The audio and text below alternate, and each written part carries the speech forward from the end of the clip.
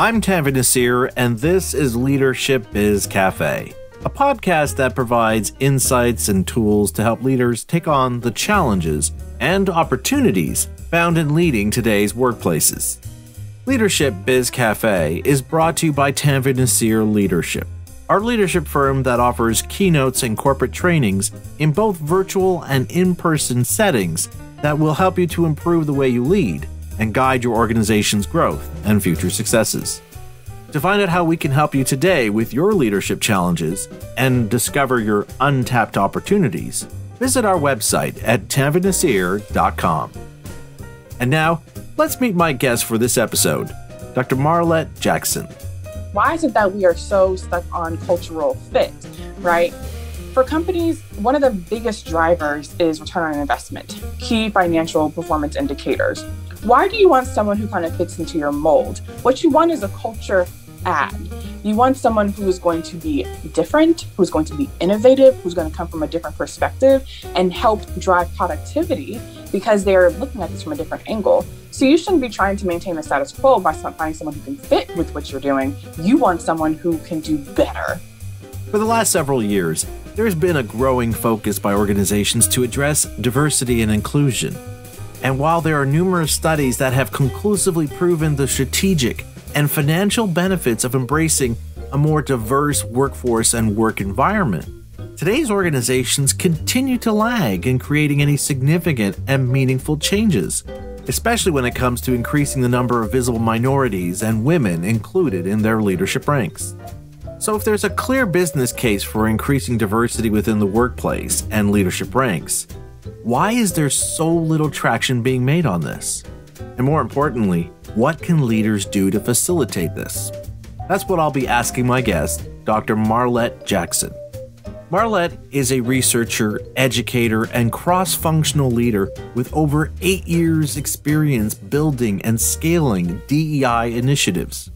Marlette currently serves as the Global Director of Justice, Equity, Diversity, and Inclusion at Virgin Pulse, a role in which she's responsible for building processes, policies, and programs to attract, develop, and retain the best talent from all backgrounds for Virgin Pulse globally. Marlette holds a PhD in political science from Stanford University and has published work on equity, diversity, and social justice in the Harvard Business Review and Forbes, as well as being featured on Business Insider and the Associated Press. Hi, Marlette. Welcome to the Leadership Biz Cafe. Thank you. I'm happy to be here. Marlette, before we start, I have to tell you how excited I am to have this conversation with you on my podcast, discussing the critical need for greater diversity and inclusion in today's organizations, not just within the workforce, but more importantly at the senior levels of leadership is something I've been wanting to discuss on my show. And I'm so grateful to be able to speak with an expert like yourself on this subject, as I know I'm going to learn as much as my listeners will on this important leadership issue. Yeah, I think it's an important conversation, and I'm glad we're having it. And what I'm hoping is that this dialogue translates into action. So I'm ready for it. Great. And I completely agree with you, Marlette. Now, I'd like to start our conversation by talking about an article you wrote for the Harvard Business Review titled "Woke Washing Your Company Won't Cut It," where you point out how after the murder of George Floyd and the Black Lives Matter protests, many companies focused most of their efforts on putting out statements in support of racial justice, instead of taking an honest look at how they treat visible minorities within their company. And this has naturally led to many employees calling out the hypocrisy of these organizations where outwardly they say they are in favor of racial equality and diversity, and yet the makeup of their workforce and leadership, not to mention the work experiences of racialized employees, paints a different picture. To be clear, while it is important for leaders and their organizations to speak out on such issues, especially as consumers become more critical of a company's stance on environmental and social issues, we do have to recognize this is just the starting point. So for those leaders who realize they need to do more than issuing statements, what measures should they be contemplating and putting into action next so that they become genuine advocates and workplaces that embrace diversity and inclusion? Thank you for that question. I think one of the first things that organizations need to do is they need to think about organizational accountability. And that means leveraging data to create a data-driven action plan. And what's really important here is before you can even start to think about what is the plan or course of action that I need to take, you need to incorporate employee voice, and you need to make sure that you co-create with your employees to understand what the path forward looks like. And in order to do that, you need to understand what your current scope and the reality is at your organization. So I think one of the first things companies have to do is do an audit, do some engagement surveys, do some focus groups. And as they're doing this, they need to make sure that they're incorporating every type of employee voice. Oftentimes, when we think about data-driven initiatives for diversity, equity, and inclusion, what often gets lost are folks at the various intersections, right? Because often we don't have large numbers of, say, women of color or, say, trans folks of color in our organizations. So by combining qualitative interview methodologies like focus groups or interviews, one-on-ones, you can still have their perspective represented and hopefully as equally weighted as the quantitative data that you are collecting. So after you've kind of done that, I think it's important to also think about, well, as we're outlining our goals based on this data that we've collected, how do we incorporate and bring in employees to understanding and co-creating what those next goals look like? And it's also about having some leadership accountability when it comes to those outcomes. For example, many companies are requiring policies like a diverse slate approach to hiring, which means that you make sure among the list of qualified candidates that you have folks who come from a variety of different backgrounds, particularly BIPOC, so Black, Indigenous people of color, and women, right? Lots of companies are also starting to make sure that you're implementing DEI into your performance management process. So having questions at the performance review stage that ask, what are you doing to contribute to a more inclusive environment? What are you doing as people managers to diversify your team, right? This type of accountability has to be embedded in all of our people processes, and it has to be a leadership accountability scorecard for our people managers. Then you have companies that are also making sure that executive compensation, so at the CEO, CFO, CMO level, are also tied to these different, diversity, equity, and inclusion outcomes. So I think, first of all, it's organizational accountability, which means surveying your folks, making them and helping them be involved in the co-creation process, as well as embedding it into your people processes and holding folks accountable. It's also thinking about individual level accountability and building in the tools of empowerment. So, for example, education is a must. How are employees supposed to know how to create a more inclusive environment unless you provide them with the tools to empower them to do so? So DEI trainings, workshops, creating different sponsorship programs for your minoritized talent, mentorship programs, embedding a lot of the DEI functions into the business, right? Leveraging your employee resource groups. Doing things like that will help drive this fact that diversity, equity, and inclusion is not siloed. It is literally a part of our organizational infrastructure. And continuously doing regular pulse checks on your employees to see, is this working? And are we creating a culture of psychological safety? So are we making sure that folks feel they can take risks, they can make mistakes, and that they can voice their opinion without being penalized? I love it. You've given me so many avenues to explore here in our conversation, Marlette, but I'd like to start off with the point you made about hiring, as there was a piece in the New York Times written by former Goldman Sachs executive Edith Cooper, who currently serves on the boards of Amazon and PepsiCo. And she shares an encounter she had with a 60-plus old white male where he complained how he was unlikely to now get a board appointee because there's this growing focus on appointing women and visible minorities, and how she, being a Black woman, was lucky she had all these advantages. And as Ms. Cooper points out, a sad truth that many women and visible minorities have had to deal with, and that is to hire them for a senior leadership position somehow implies a lowering of the bar, because otherwise we'd go with a white man. Even worse is the underlying message this man was telling her, that he couldn't believe he was losing out to a woman, and a Black woman at that. And I've seen these kinds of comments all the time on LinkedIn, typically by white men who argue that companies should only hire the best person or someone who's the right cultural fit for the organization, which again implies that the only reason why you don't see more senior women leaders or senior leaders from various minority groups is because they aren't as capable. And you actually touch on some of this in another article you wrote for HBR called "Does Your Definition of Leadership Exclude Women of Color?"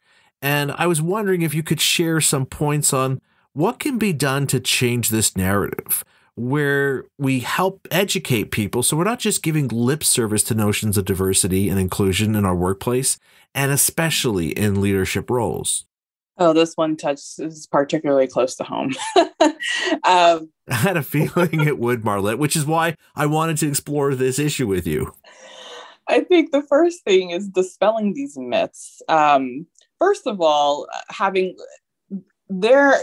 for folks to think that the best qualified candidate is, mutually exclusive for someone who comes from and I use the term minoritized, and I use the term minoritized because it's an example of system-centered language. And system-centered language, I learned about this from Dr. Megan O'Reilly, is language that places the emphasis not necessarily on the individual who is on the receiving end of oppression, but on the system that is making that individual be minoritized. So I say minoritized instead of minority. But for me, a lot of this is about why is it that these folks who come from these backgrounds are not seen as the best or most qualified candidates? And why is it that we are so stuck on cultural fit, right? For companies, one of the biggest drivers is return on investment, key financial performance indicators. Why do you want someone who kind of fits into your mold? What you want is a culture add. You want someone who is going to be different, who's going to be innovative, who's going to come from a different perspective and help drive productivity because they're looking at this from a different angle. So you shouldn't be trying to maintain the status quo by finding someone who can fit with what you're doing. You want someone who can do better. And so for me, it's like, let's change the goalpost here, right? Instead of culture fit to be a culture add. And then one of the biggest myths about things like diverse slate or hiring folks who come from different backgrounds, particularly folks of various intersections like women of color, is that they have this quote unquote unfair advantage. And I loved reading this one piece that I saw that said that women and Black, Indigenous people of color collectively outnumber the number of white men in the workforce. Also, and I'm not saying that job degrees and positions should be the main, marker of getting a job, but since more women than men graduate from college, there's no reason to assume that a non-white man be considered for a position is less qualified than a white man, or that women or BIPOC folks will somehow be getting an unfair advantage if they're considered for jobs in greater numbers, because collectively they represent greater numbers. Also, Black women in the United States are the most educated group there is in the United States. So when it comes to this kind of myth of an unfair advantage, that's just quite simply not true. We also know that, for example, Black and Hispanic computer scientists and computer engineers graduate from top universities at twice the rate that leading technology companies hire them. So when it comes to, they're getting unfair advantage, actually they're not. For the rate at which they're graduating, for the rate at which they're coming into the workforce, we're not seeing them represented barely in the workforce, but definitely not at the senior levels of leadership. And so for me, it's about, let's dispel these myths that there's somehow an advantage when there's not, and that there's somehow, on the receiving end of it, when there have been several studies that have shown that people of color, BIPOC folks, women, consistently are being discriminated against in the hiring stage. We've seen all of these, different, the Lakeisha versus Jamal, the Emily versus Greg, different experiments where all you do is change the name of the person, and that affects the likelihood that someone's going to call them back. And it also happens related to class. There was a Yale study that found that all a hiring manager had to do was listen to the voice of someone. They were able to ascertain what social class they felt they came from. And then from there, they gave folks they thought came from a higher class, they were more likely to get the job, and they were also more likely to get higher pay. And so that all comes and connects to the piece that to address this, we have to consider how our current ideas of leadership ignore the value that folks who come from minoritized backgrounds bring to business, because our current conceptualization of leadership and fit is built upon things that are very Western, things that are very Eurocentric, things that are very heteronormative. And we have to expand things that are very masculine. And we have to expand that notion of leadership to be able to see other folks who demonstrate other types of leadership, but they also can do the work. And so that piece you talked about women of color, I talk about how oftentimes women of color bring a lot of cultural capital to the workplace. Cultural capital being the different types of experiences, values that they get from coming from their backgrounds that add immense value to the workplace. One of the individuals we interviewed, she was an Iranian immigrant, and growing up in that type of background and place, she grew accustomed to challenging systems, challenging governance. She brings that work with her currently in the work that she does with talent acquisition and people management, and has been able to transform that kind of notion of challenging in society to challenging in the workplace and pushing back against these narrow perceptions of fit and narrow perceptions of leadership. Also, through her being a person who doesn't have an Ivy League background, a person who is an immigrant, she's able to role model that other types of leadership can be just as successful.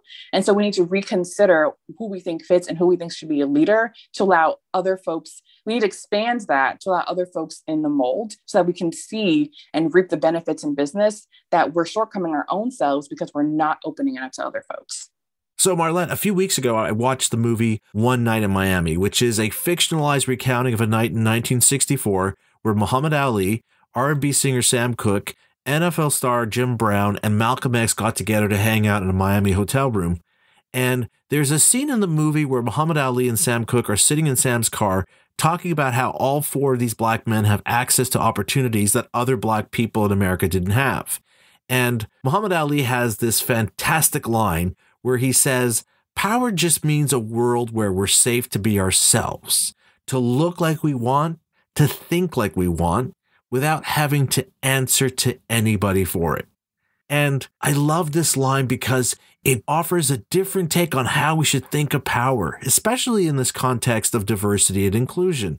I mean, we're all familiar with this idea that diversity and inclusion efforts are about giving women and visible minority groups a seat at the table. And invariably, this creates this zero-sum game mindset, like what Ms. Cooper shared in her encounter with her colleague, where for you to get a seat at the table, someone has to give up theirs. But what this quote illustrates is that what we're talking about here is not you giving up your seat.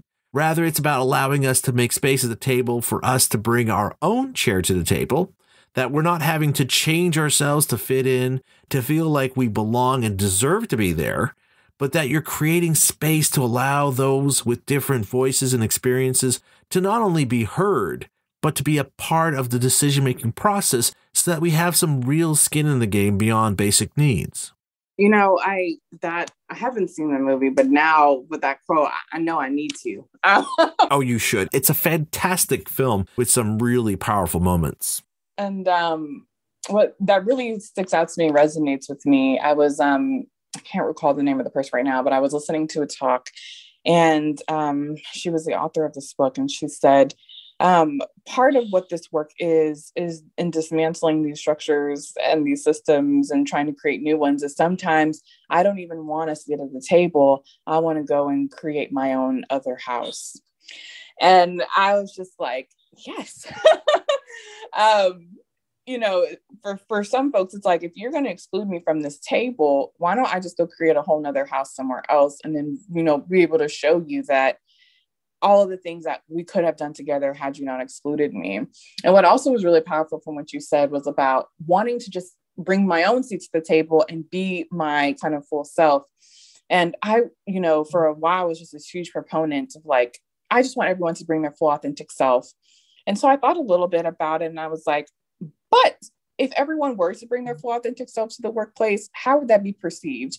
And how is bringing your full authentic self also partly having to do with some of the privileged identities that folks have versus the non-privileged identities that other folks don't have, right? Bringing your full authentic self suggests that we currently have an environment or a workplace that is open to various different parts of individuals' personalities, lived experiences, and a variety of things that I don't think that we're there yet.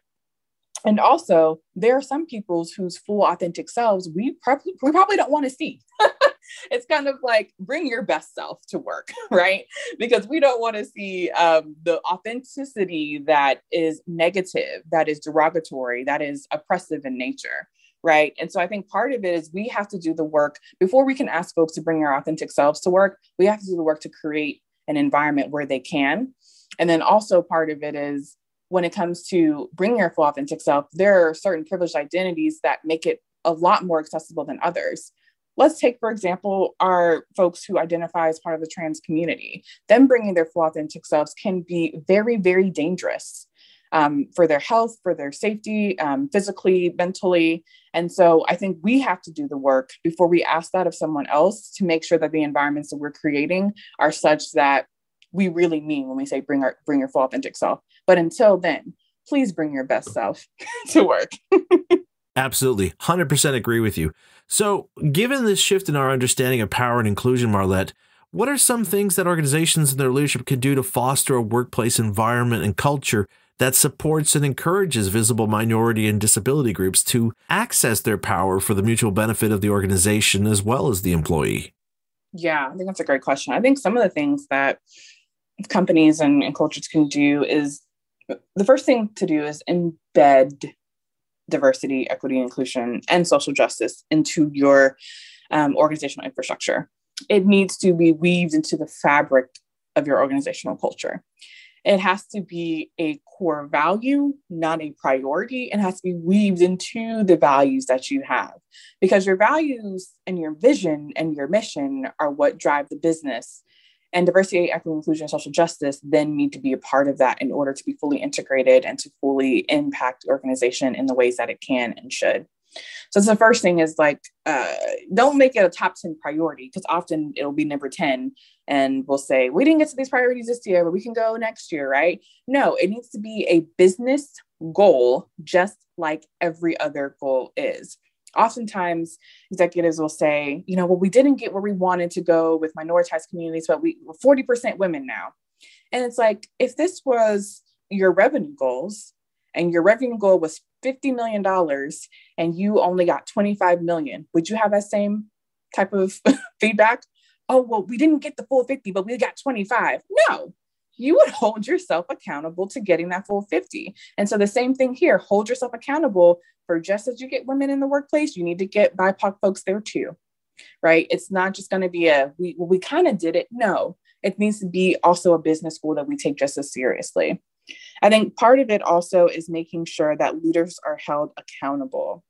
And so going back to what I was talking about earlier, where senior executive compensation is tied to a leadership accountability scorecard. Now, on the scorecard, things like 360 reviews. What are your direct reports saying about you? Are they saying as you're fostering an inclusive culture? What is your team diversity looking like? Have you increased it from year to year? Is it staying stagnant? Is it, kind of going in the backwards direction? Like, what is going on there? What are you doing in terms of promoting the different diversity, equity, and inclusion efforts at your organization? Are you showing up? Are you participating? Are you an executive sponsor to an employee resource group? Are you a mentor to folks who come from different backgrounds at your company? What are you doing to showcase to the organization that at a senior level, this is important and this is a priority? What are you being held accountable to? I think another thing is embedding it in your policies and processes, like we talked about earlier, for when it comes to recruiting and hiring, making sure you have a diverse candidate slate, making it mandatory.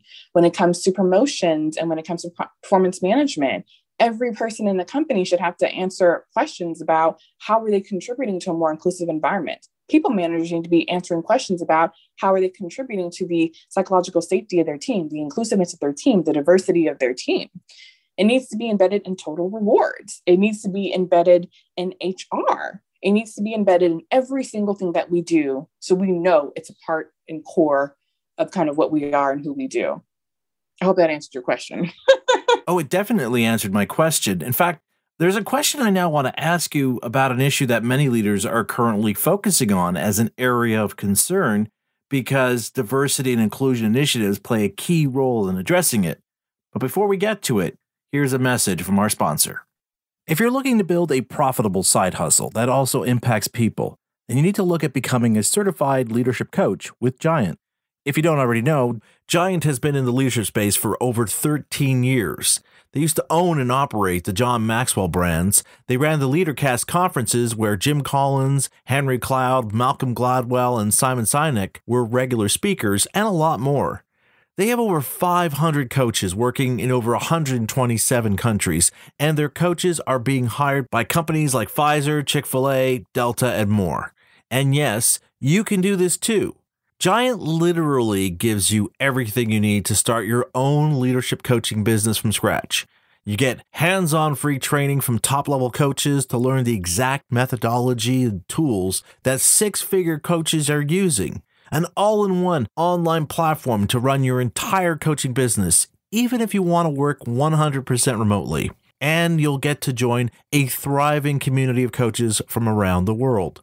To get started, Giant is hosting a coaching business workshop to help you learn the ins and outs of how to build a successful coaching business, even if you're just starting out. This workshop is 100% free, and you can reserve your spot by going to giant.tv/Tanvir. If you're ready to impact people and get paid to do it, go to giant.tv/Tanvir. Now, Marlette, there's been numerous studies and white papers released that have conclusively shown how increasing diversity in the workplace and in leadership circles leads to greater productivity, market share, and revenue growth. But one thing I found that was an interesting finding is how promoting real diversity and inclusion efforts also improves employee mental health and well-being. Now, I could tell you over the past several months in speaking with leaders across Europe and North America and a wide range of industries, there is definitely a growing concern about employee well-being and burnout. So this would certainly be another solid reason for why leaders in the organizations should get more intentional and less superficial about their DEI initiatives. But I'm wondering if you could share how diversity and inclusion improves employee mental health. That's a really great question. You know, there's often a business case for diversity, a moral case, a legal case. And I don't think we often talk as much about the well-being case for diversity, equity, and inclusion and social justice. But it's just as important, if not more important to many folks. You know, we know from research that employees who feel included have 19% greater well-being in their lives, and that employees who feel valued are more likely to report better physical and mental health. And we also know that folks who report being excluded or ostracized from work are more likely to have a lower sense of belonging, lower physical health, mental health, and also lower organizational commitment.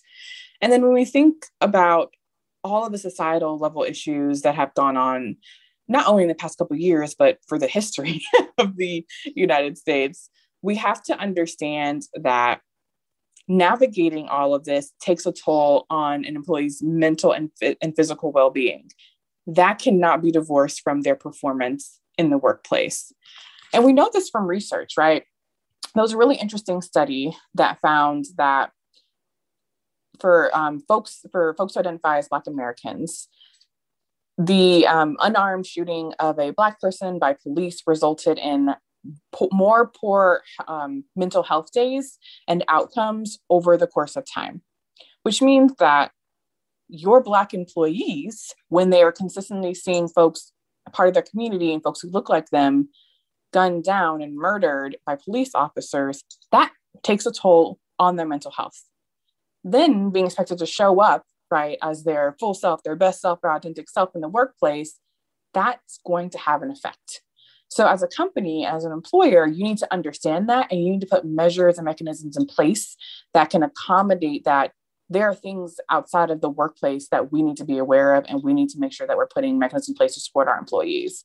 Also, when we think about Stop Asian Hate, individuals who are who are navigating these challenges are also reporting lower mental health.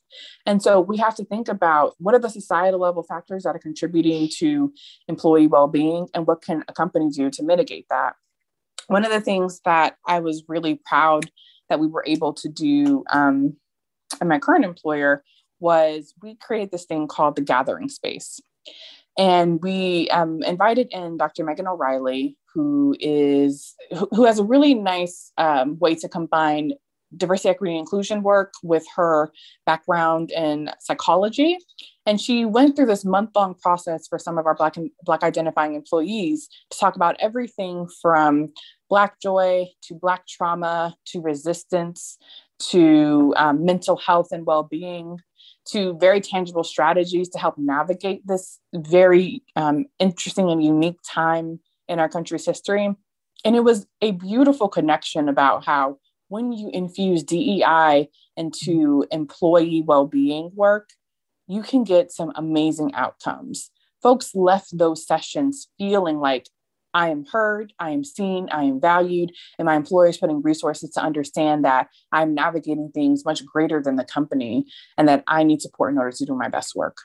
I find there's an interesting contradiction in most workplaces today when it comes to diversity and inclusion initiatives, where on the one hand, people want to work for a company that's inclusive and welcoming. And yet when it comes to providing education to help people understand what can they do to facilitate that kind of workplace environment, there's this tendency to think, well, I'm not a racist. I don't discriminate, so this doesn't apply to me.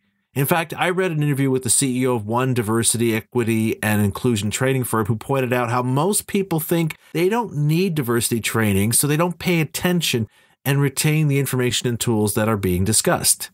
Now, before we discuss this at the institutional level, what are some things people should be mindful of to make sure their biases and blind spots are not adversely impacting their ability to connect, see, and understand their colleagues? What are some things that people can do to ensure they're having more inclusive conversations where they're making sure they're getting outside of their own perceptions and perspectives so they can empathize and understand the perspectives of those who have a different experience from theirs?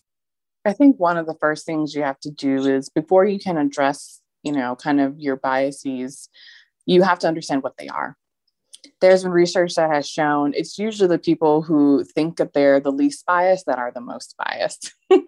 And so the first step is just understanding what you can do. And I know that there have been many kind of criticisms, but a first step is potentially taking the implicit association test by a couple of different Harvard and other kind of researchers.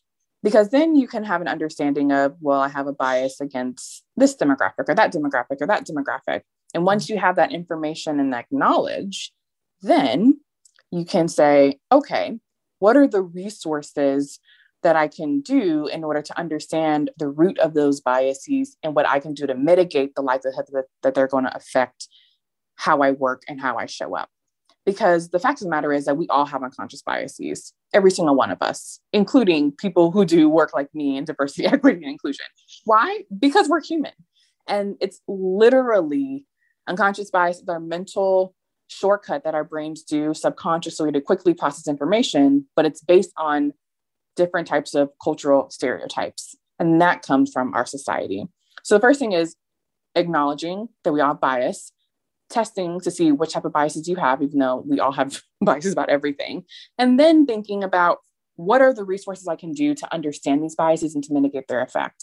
There are several different, and you might be a learner who likes videos, you might be a learner who likes to read. There are several different mediums you can go through to understand, whether it's podcasts or TED Talks or books or articles. Find whichever medium is most appealing to you, and then do a deep dive into understanding the root of these biases and things you can do to mitigate their likelihood that it affects how you show up in the workplace. So I think part of it is a self journey, a learning journey of discovery, exploration, but also openness to understanding that you're human. And part of it is understanding what biases you have, strategies, but also understanding that your biases have negative impacts for others. So you have a personal responsibility to remedy that.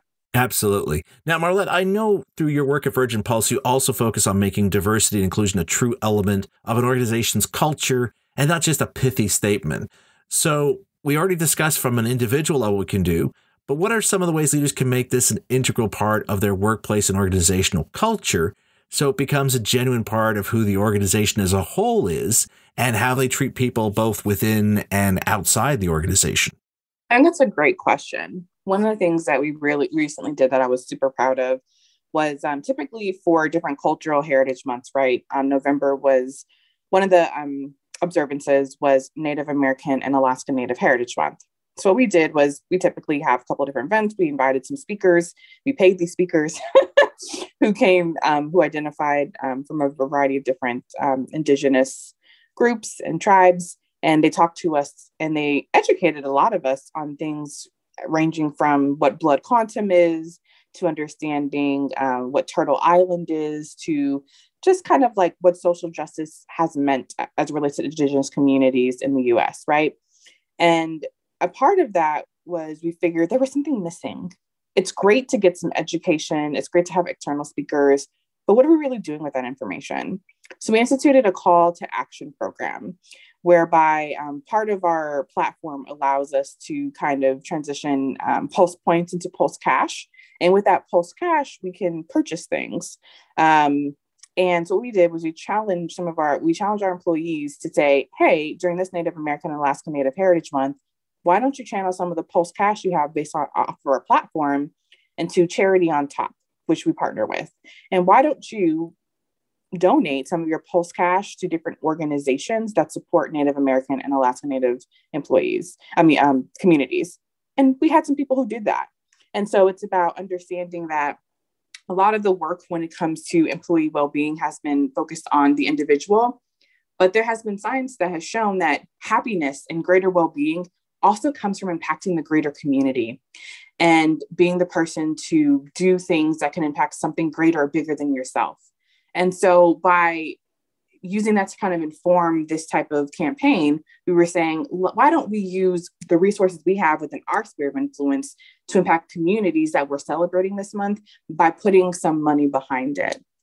Another couple of things that we did for Juneteenth was we had a series of employees who identified as Black identifying and also a part of our Black organizers, leaders, and doers employee resource group. We call them employee impact groups.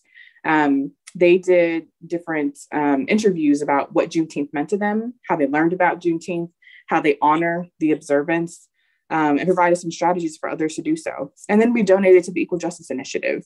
And so for us, it's about connecting. To build culture, you have to build human connections. And that can be done with education and skill building. That can be done with employee storytelling. It can also be done with understanding that employee well-being and health and happiness also can be something greater than you. And taking the work that we do and things we can have within our sphere of influence to impact other communities outside of our organization. So those are some of the things that we've been able to do to kind of build a greater culture and also greater accountability about, now that we have this knowledge, what do we do with it? So Marlette, I know we've covered a lot of ground here, and I know you know from your work that this is an ongoing challenge for leaders and their organizations. So I was wondering if you could give some advice here for those who want to take action now on addressing this issue, on how to start having that conversation. Because this isn't an all hands on deck meeting you have once and then move on to the other things that you spend most of your work week focusing on. Instead, this is a long-term, ongoing discussion and process. So how can leaders or even employees start this conversation in their organization? And what guideposts can you suggest to help them stay the course? So I think they need to understand that diversity, equity, and inclusion work is an evolution in and of itself. And that I follow a model of 4 different phases. And the first kind of phase is, cultural celebrations, heritage months, networking, things of that nature, right? That's kind of like the first phase. The second phase of different diversity, equity, inclusion efforts are like talent development, right? So the first phase is cultural awareness. The second is talent development. Are you mentoring and coaching your employees from minoritized backgrounds, your visible minorities, your women? Is there skill development and education and learning for employees? Is there sharing across different affinity groups? Is there professional development and professional leadership opportunities for your minoritized talent? So after you go from cultural awareness to talent development, then you go into the trusted advisors phase, right?